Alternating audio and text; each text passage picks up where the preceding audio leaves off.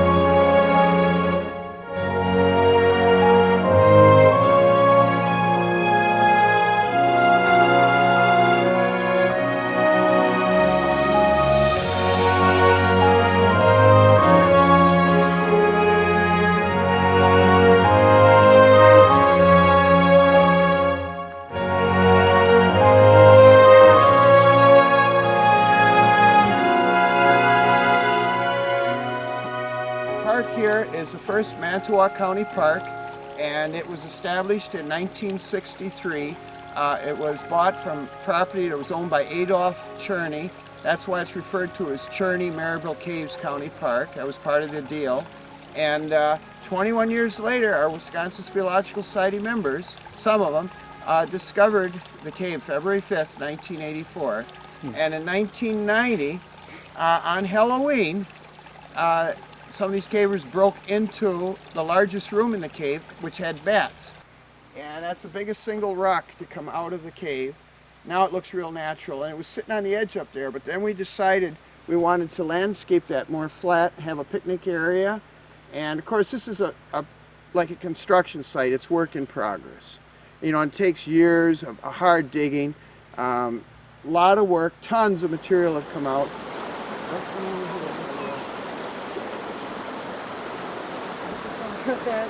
Oh, good. Yes, I heard. A little disappointed we wanted to. This is the West Twin River, and it combines with the East Twin River, and everyone's heard of Two Rivers.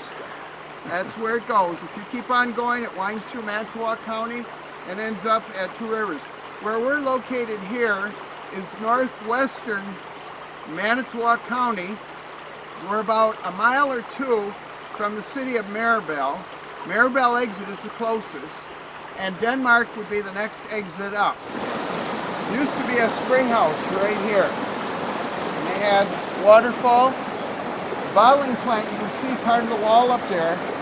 And over behind the trailer, when you go back up, is where they had the horse stables. They burned about 1916. The hotel was built by a Steinbrecher, and that was in 1900. Maribel Caves Hotel. And around 1918, right in there, it discontinued as a hotel.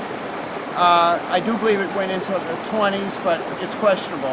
And then it wasn't used until 1933, when a bar was used. And I remember the bar in the basement. And then in 1985, they had a very bad fire. And all you have is the gutted remains of the building. Al is our Wisconsin Speleological Society librarian, and he's an expert master at our WSS website at wisconsincaves.org. There are other caves in here. There are spots where the feather frost does come out. There is a smaller one called Aqueduce up in this area, and I'm not sure which one, but it's more of a crevice cave.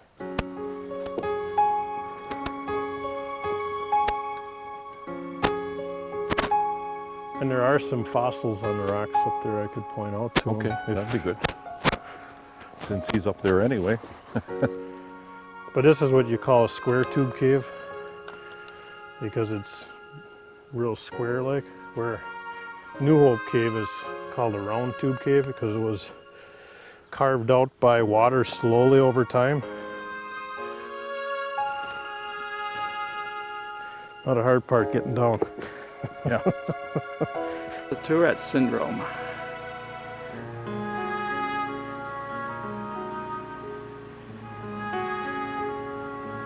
This road is a former road where vehicles used, and they brought in a backhoe. Mike Dembski, who was a former Manitowoc County Parks Director, Yes. and there were some tall trees here they took out, and they did away with the bank. We had to slope this so that the water drainage would go that way, and we put this in with the intention of having a nice loop trip in the park. And Was this just a regular little trail before, a footpath? it was a trail. We had to put these in to divert water here. The trail actually stopped, and it was just a little footpath right here, and then you had to walk up here. And it was hard on people, and you didn't even know it because this was all trees here, and this was completely sealed off. And when they realized what they had here for a cave, and I started explaining to them, you know, what the potential could be. That's when they had this backhoe come in. And the big rock I showed you previously, that was actually picked up right about in that center part there. Okay? And there is another cave entrance down underneath here that kind of lines up with another passage, but we doubt if it's big enough for a human to get through.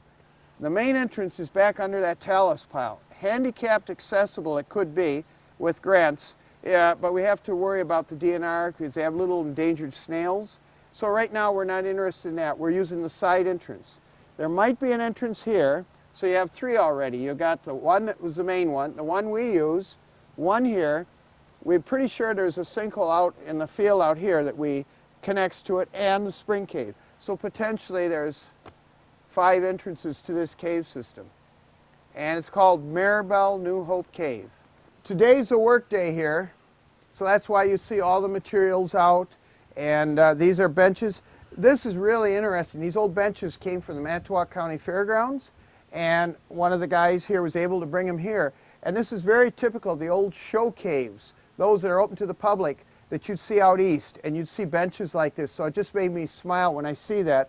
Plus we have the walk-in entrance. And our tours are every 3rd Sunday of every month from May through September, and the 2nd Sunday in October. We move it up a little, kind of connect it with the fall colors. And normally, and if we don't have any water problems, and that, here again, that can change, normally we're ready to go at 10 in the morning till about 3 in the afternoon. Sometimes 3:30, but I say 10 to 3 because you know how things can get pushed back. This here is the original entrance to the cave. It was just a real tiny opening way up on top, and you couldn't even get a person in. But it was a real cold day, and hoarfrost, we noticed. And so anyway, I wasn't there at the initial discovery. It was another couple of our members. But they dug in a ways. There was a little dome. They kept on digging. Eventually, we just kept digging the floor down. And in more recent times, I talked to Bay Ship up in Sturgeon Bay, and they were most generous in donating heavy plate steel. Now, we had an original gate on there further in. It was a shorter gate. It didn't hold. We had trouble with vandalism, and people come down here, and it's kind of a remote area here in northwestern Manitowoc County. So anyway, we bought this gate. Nuker, Robert Thompson, who used to work for Tim Grawl, Sturgeon Bay, a marine architect, he's the one that fabricated it courtesy of John Soule of Northeast Wisconsin Technical Institute in Sturgeon Bay. And when they first broke into what we'll call the Halloween room, there were bats already in there. Bats can go through an opening size of a dime or larger, depending, you know, the little brown bats and that. And so we know there's got to be probably crevices here. This bluff here is about 25, 30 feet high. And so on this gate here, we got different latches that we can use depending on levels of security. And it works real well. It's a very effective gate. We also, because of water problems, we create a little spigot inside where we have buried pipe through here. And this is all part of the Niagara Escarpment, the Dolo Stone that It's goes... an outlying part of the Niagara Escarpment. And over High Cliff State Park, that would really be the main Niagara Escarpment. that runs right up into Door County. Absolutely, and right on around Niagara Falls in New York State. This is the original county park from 1963 for Manitowoc County, 75 acres. Adolph Cherney was the one. They worked out a deal with him, and he wanted that the Cherney name be in there as part of the deal. Was he a local farmer? He was a local contractor. All right. And very well known, and Adolph Cherney. And so it's Cherney Maribel Caves County Park. And this is one of 6 what we call show caves in Wisconsin. Now this one and the one at Ledge View south of Chilton are semi-developed. By that I mean you do have facilities for people to walk in. In fact, the door is 7 foot, 4 inches high. We've done a lot of work modifying the rocks for a pathway through the cave so you don't have to climb. There's more walking passage in this particular cave than any cave in the entire eastern half of Wisconsin. Horseshoe Bay Cave is longer up in Door County. It's 3,103 feet, but you got to crawl through most of it. There are some big rooms. And this cave here was discovered on February 5th, 1984.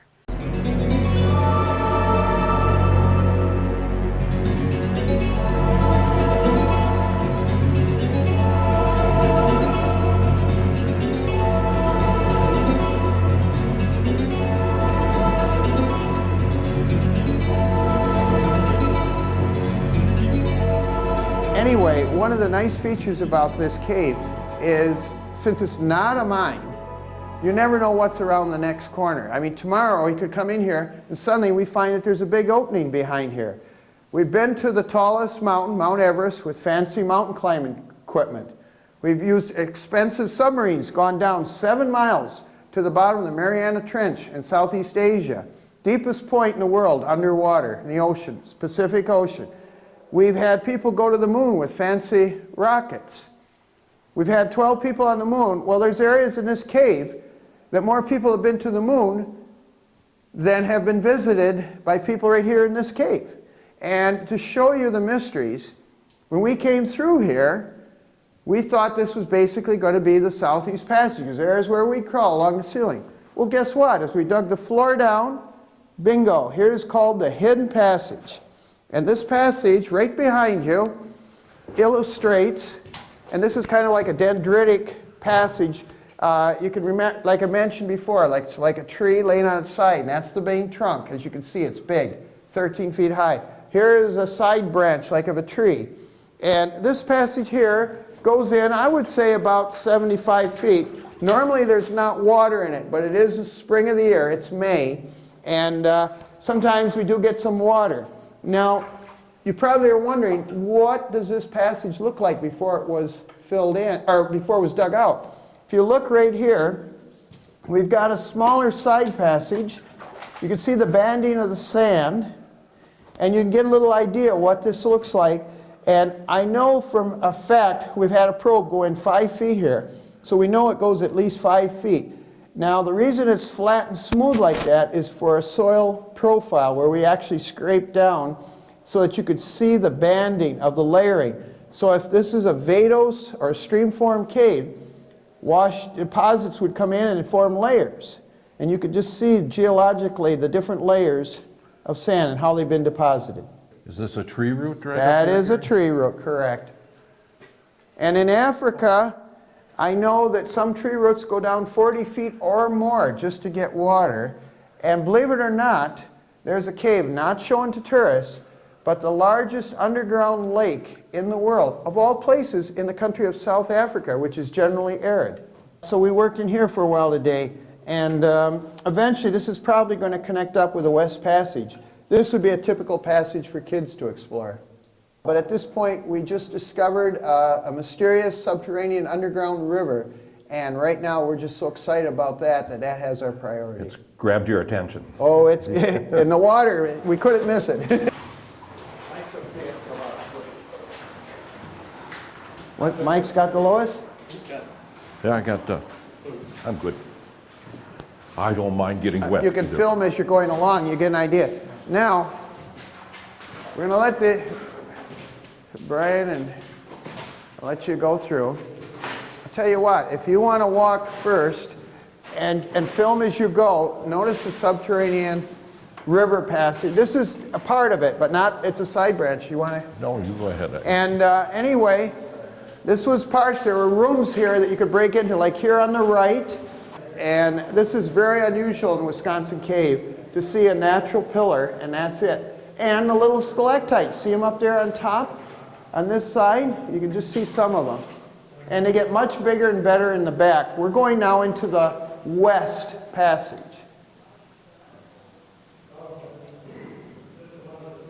There's a former dirt level, see the layers of the calcite ridge?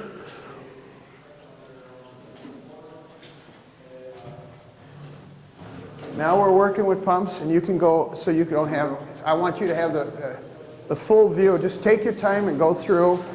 You're a winding stream passage, and you can see the levels, the ridges.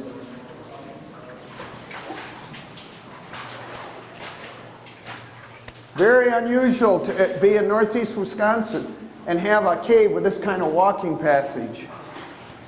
And we got cavers here that are working, trying to pump water out. They're working on an underground dam. And you can hear the waterfalls in the background. And what we have here, where Al and them are going, before we go any further here, this is Al. He's a Manitowoc County Alderman. He's also on our board of directors, Wisconsin Speleological Society, and a couple volunteers, and Alex here. And this is the Lost Hammer Passage. And the passage splits here, and if you look down here, you can back up. It's got water in now, but anyway, this passage here continues on, and it may connect up with the other one that we're working on. And remember when I talked about how it's made like a show cave? This is another pulpit rock, nice flat rock. You stand up, you can talk to groups on all sides of you. So I mean, it's a perfect situation here where you can have groups completely around you as you lecture, and everyone can hear you and see what you're presenting. What's that booming sound here?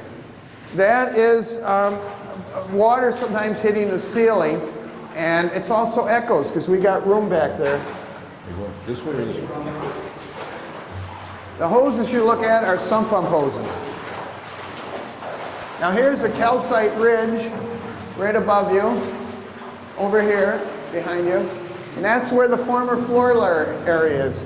We can't touch it, but it's very brittle, but you get an idea of how high the mud was and how much work's gone on here. Oh, so you've taken out from that point down? Absolutely. We're talking 6 feet of mud. Correct. A lot of work. Wow. 46 degrees year-round here, about 90% relative humidity. Here's one of the devices right here that they use for taking stuff out. And you put your buckets in here, and it rolls on a wheel. Very ingenious. And here again, Brian Kleiss, he's a landscaper from Appleton, and he designed that. Here is the beautiful formation passage. And you can see the formations here. We just got to be careful we don't hit any of them. And this here is sandbagged, and we started to have a tourist walkway through here. And this water is coming out, and that's why we got to keep the sump pumps going. But last Sunday, lo and behold, first time in over half a century caving, we started to have a wall giveaway here, and we figured there was a little lake here, so we thought, fine, let it come, we'll drain the room. Lo and behold, if you turn around and look, the water washed out all of this passageway. We put sandbags in there, And there's a hidden river passage that we discovered there. It might clear out some of the passage for you. Well, it did. You can see the massive amount of erosion. This here was all carved by the underground river. The full width of this for 15 to 30 feet. Wow.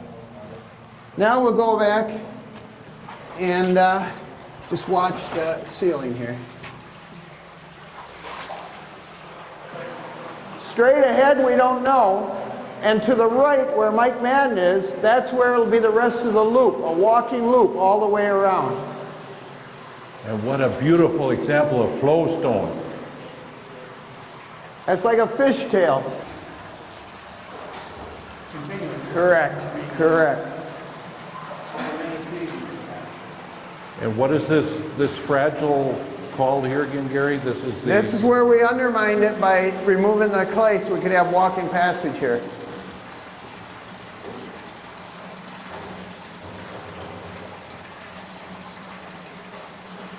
And we're seeing some stalactites up to 4 or 5 inches long up here. Exactly. There's hundreds of them in here.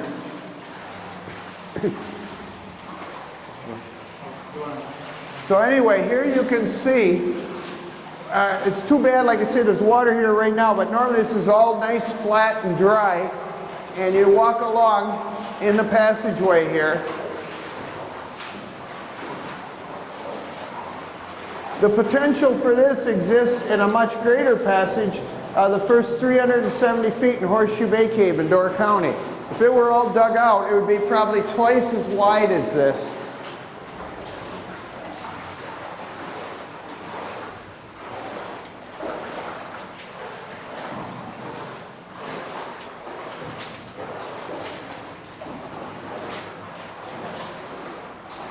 This is great. This is wonderful.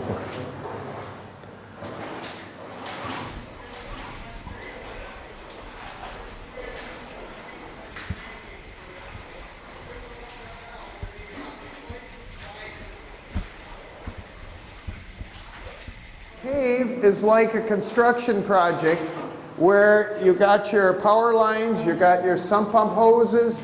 We also do power washing on the walls where we want to remove all the fine particles of clay and mud like here that sticks to this, and it brings out the true beauty of the rock. So at some point this will all get nicely power washed down, and if you turn and look here you can see some of it's been done. See all the natural beauty of the rock? And unlike a theater where everyone sits in one spot and acts are brought to you, a show cave is just the opposite. It's where you walk through the stage settings. So it's the audience that moves and the stage setting stays the same. So it's just the opposite of a theater. And we have over 9 million people a year that pay to go underground. And the economic value is in excess of $144 million. 1 year in just the U.S. show caves alone. Gary, Yes, this was an underground river here that I'm walking in right now. correct, And when you discovered this passageway, the mud was up to here? correct. So you've taken out all this layer of mud, and this is the top of the mud that we're seeing. And at original explorers, they had no choice, but they had to chip through to try to squeeze to get through here to see what they had. And since then, we found out a much more effective way in terms if we want to move volume to be able to have it for the public is to just take it straight down to the bedrock floor. So when you guys started at this, the mud, this was the only opening right here. That is correct. There's 3 or 4 inches right here. And now what's the significance of 3-4 inches? Think about it. Yes. What did we find in the Halloween room? Bats. Yeah. Bats. So Yeah, they would be bats in could there. move through, and that could be another entrance back there. We don't know. It could be up in the Halloween room. It's hard to say. When did you start digging out this part where I'm standing right now? It was after 1990, and we kept going. We've been doing it ever since 1984. Go ahead, Brian.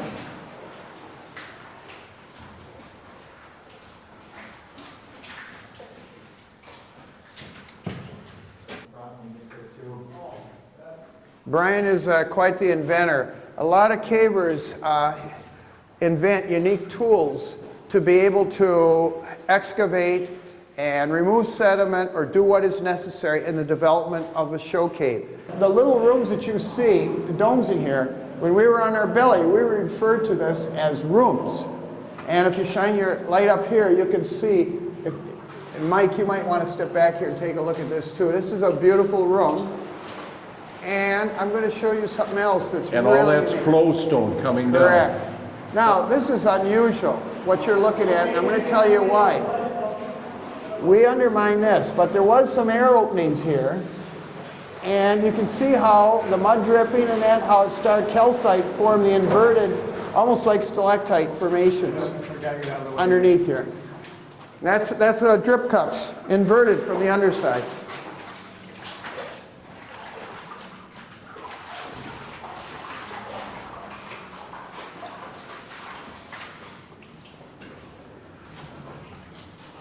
I might add, like even up at Horseshoe Bay Cave, if that was ever developed, up to the entrance, you don't want any more than a 7% grade. The reason, there's a number of reasons. One, if you have over 7% grade, then you need steps. When you're going through a show cave, you want to be able to look at the natural beauty. You don't want to have to be worrying about stumbling and looking down where your feet are going. So that's why we try to keep all the grades under 7%. This cave here is so natural, you don't even have to worry about that. And then obviously insurance is a lot less in the show cave industry when you don't have steps.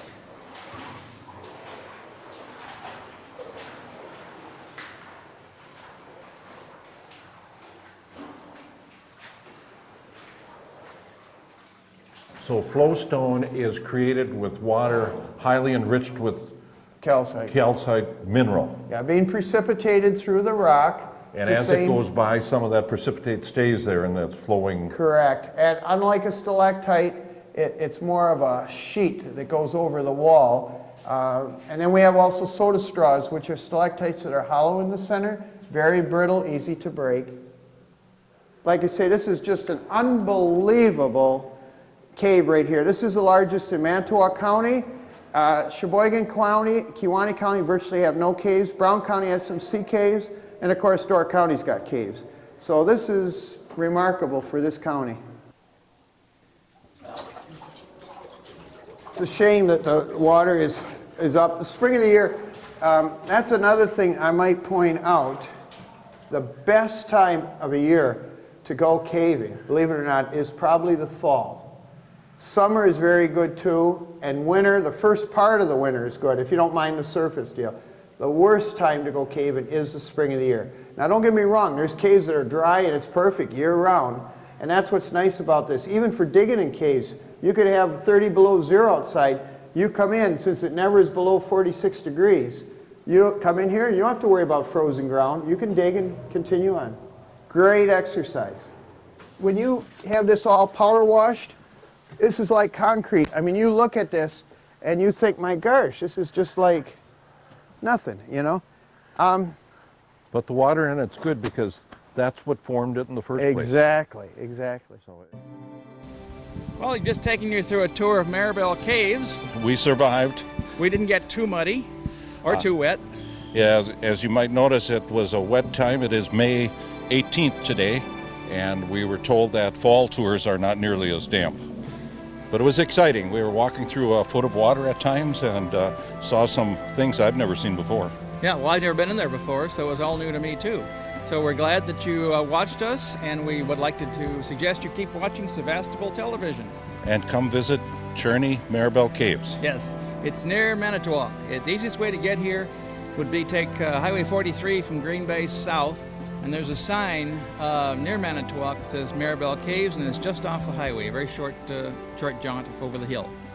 Thank you for joining us. See you later.